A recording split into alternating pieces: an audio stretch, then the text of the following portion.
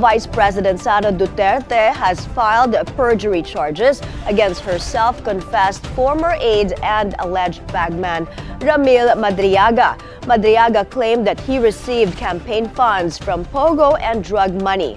Kumuha tayo ng detalye, nasa linya si Ryan Reloban ng Abante. Ryan, ano pa ang sinabi ni VP Sara kanina?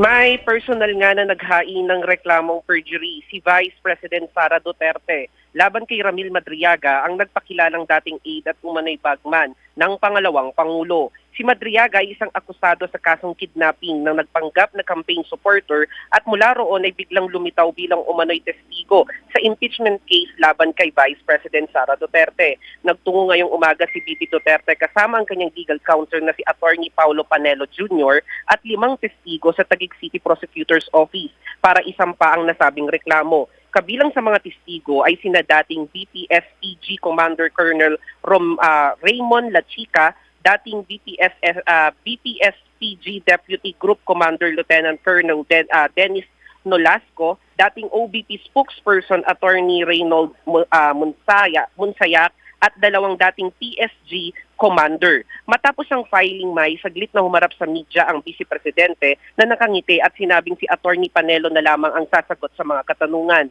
Sa ambush interview, sinabi ni Attorney Panelo na nakasaad sa complaint affidavit na hindi magkakilala si VP Sara at si Madriaga at wala silang personal na relasyon. Iginit din niya sa reklamo na hindi totoo ang mga alegasyon ni Madriaga, kabilang ang kanyang mga pahayag tungkol sa umano'y mga posisyon niya sa PSG, BPSPG, DepEd at OBP. Ibig sabihin nito, sinabi ni Attorney Panelo na walang katotohanan at puro kasinungalingan ng mga paratang ni Madriaga, kabilang ng umano'y pinondahan ng election campaign ni Duterte ng drug dealers at ng Pogo.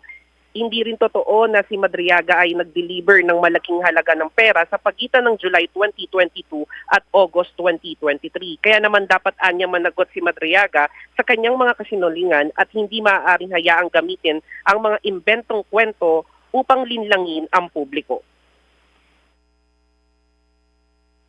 We are confident that this is more than sufficient to for the prosecutors to find probable cause and to determine that there is reasonable certainty of conviction.